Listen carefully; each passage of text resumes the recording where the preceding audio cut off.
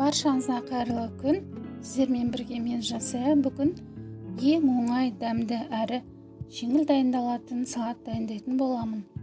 Менің каналыма тіркелмеген болсаңыз, тіркеліп, каналымның алдыға қарай өсуіне, дамуына үлесіңізді қоса отырыңыз.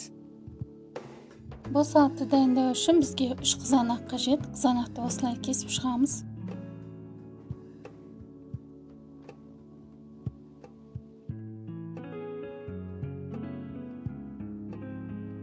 Екі огурциді ортасынан бөліп турап шығамын.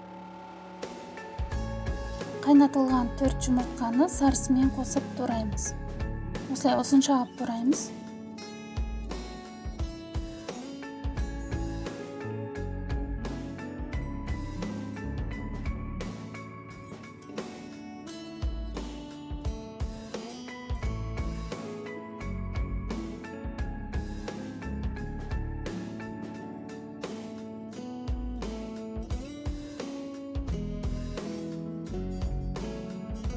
Салатым дайын, өте тез әрі дәмді болып шықты. Міндетті түрде сіздер де дайындап көріңіздер. Небәрі 5 минут қана уақыттарыңыз кетеді. Алдағы уақыттарда басқа да салат түрлерімен бөлісетін боламын.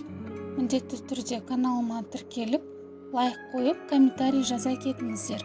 Астарыңыз дәмді болсын.